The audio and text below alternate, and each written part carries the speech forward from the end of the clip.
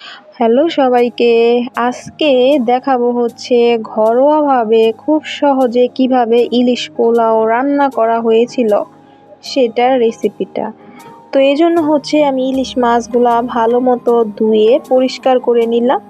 এখানে হচ্ছে আমি ডিমওয়ালা ইলিশ মাছটাই নিয়েছি, যেহেতু ইলিশ মাছের ডিমটা আমার খুবই পছন্দ। আর এখানে হচ্ছে আমি 1 কেজির মতো চিনি গুঁড়া পোলাও চাল ভালো মতো ধুয়ে জলটা ঝরিয়ে রেখে দিলাম। এখন হচ্ছে ফাইনালি রান্নাটা বসাবো।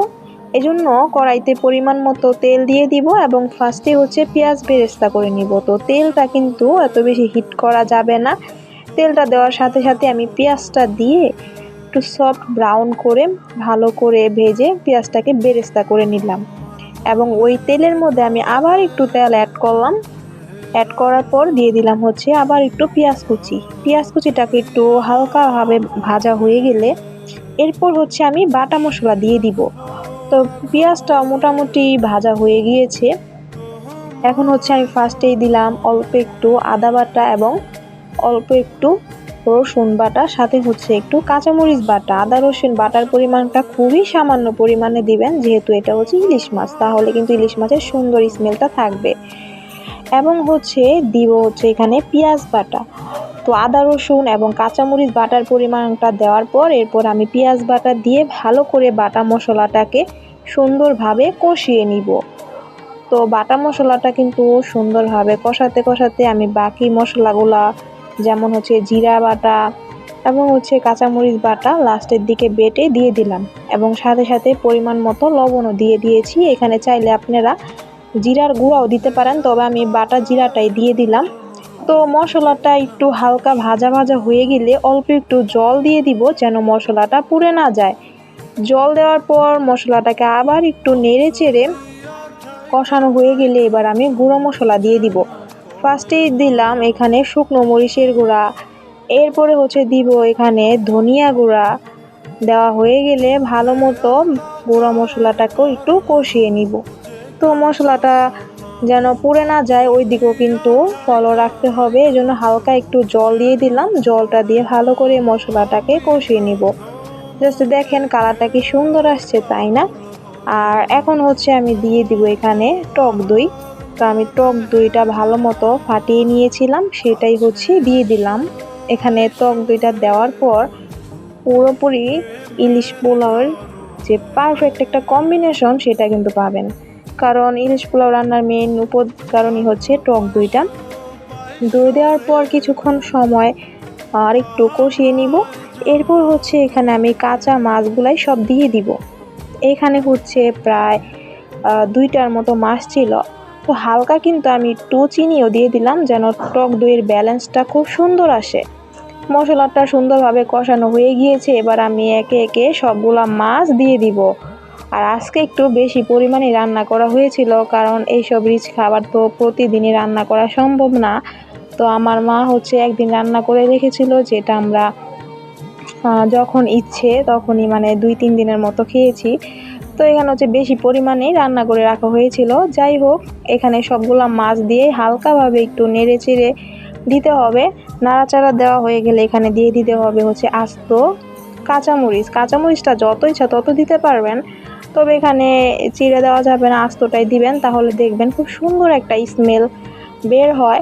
তাছাড়া ঝালটাও কিন্তু এতটা বের হয় না, জাস্ট স্মেলের জন্য কাঁচামরিচটা দিয়ে হালকা আবার একটু নেড়ে চেড়ে দিয়ে এখন হচ্ছে আমি ঢেকে দিব।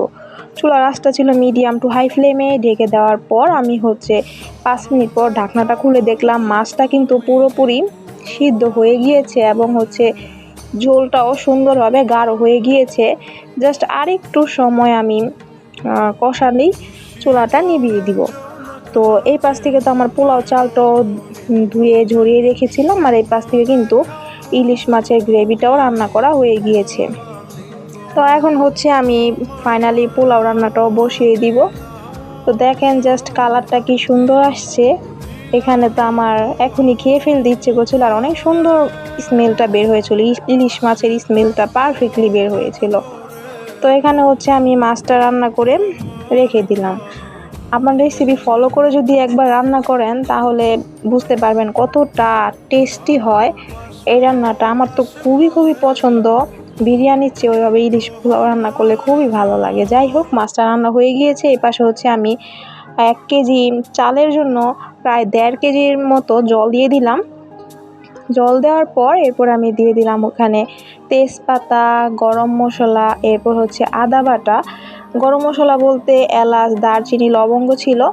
এরপর হচ্ছে দিয়ে দিলাম স্বাদ মতো লবণ এবং হচ্ছে পরিমাণ মতো সয়াবিন তেল। এখানে সয়াবিন তেলের পরিমাণটা একটু বুঝে দিবেন, কারণ লাস্টে কিন্তু আমি আবার ঘি অ্যাড করব। এরপর হচ্ছে দিয়ে দিলাম 1 প্যাকেটের মতো গুঁড়া দুধ। গুঁড়া দুধটা কিন্তু অবশ্যই দিবেন, তাহলে পোলাওটা খুব সুন্দর ঝরঝরে হয়, তাছাড়া ভালো লাগে খেতে।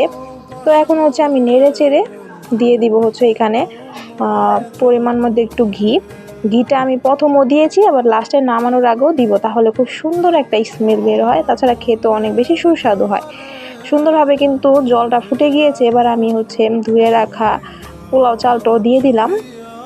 এখানে জলের পরিমাণটা আপনারা অবশ্যই বুঝে দিবেন, যতটুক চাল নেবেন তার ডাবল হচ্ছে জল নেওয়ার চেষ্টা করবেন। 1 কেজি চালে 1.5 কেজির চেয়ে একটু বেশি জল দিবেন, পুরোপুরি 2 কেজি জল দেওয়া যাবে না, একটু পরিমাণটা বুঝে দিবেন। এখানে হচ্ছে আমি চালটাকে নেড়ে চেড়ে দিয়ে এরপরে দিয়ে দিলাম কয়েকটা আস্ত কাঁচামরিচ। কাঁচামরিচটা দিলে কিন্তু পুরোটা মানে পোলাওর মধ্যে সুন্দর একটা কাঁচামরিচের স্মেল লাগে, ভালো লাগে আর কি। তো কাঁচামরিচটা দেওয়ার পর আমি হচ্ছে চুলার আঁচটা একটু হালকা বাড়িয়ে দিয়েছিলাম। এ পর্যায়ে দেখলাম জলটা প্রায় শুকিয়ে যাচ্ছিল। এরপর হচ্ছে আমি চুলার আঁচটা একেবারেই মিডিয়ামে করে দিয়েছি, একেবারে কমিয়ে দিয়েছি এবং হালকা আলতোভাবে একটু নেড়ে চেড়ে দিচ্ছিলাম।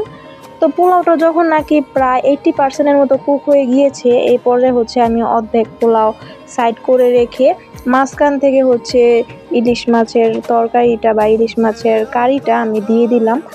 সবগুলা হালকা হালকাভাবে আমি সুন্দরভাবে বিছিয়ে পোলার মধ্যে দিয়ে এরপর হচ্ছে গ্রেভিগুলো উপর থেকে দিয়ে দিব। এটা চাইলে হচ্ছে আপনারা একসাথে ফার্স্টে মিক্স আপও করতে পারতেন, কিন্তু এভাবে যদি দেন তাহলে কিন্তু লেয়ার লেয়ার হয়, তাছাড়া খেতে অনেক বেশি ভালো লাগে। তো এখন হচ্ছে উপর থেকে পোলাওগুলো আবার ঢেকে দিলাম। ঢেকে দিয়ে এখন হচ্ছে ফাইনালি উপর থেকে আমি বেরেস্তাগুলোও দিয়ে দিলাম, যে বেরেস্তাগুলো আমি আগে রেডি করে নিয়েছিলাম।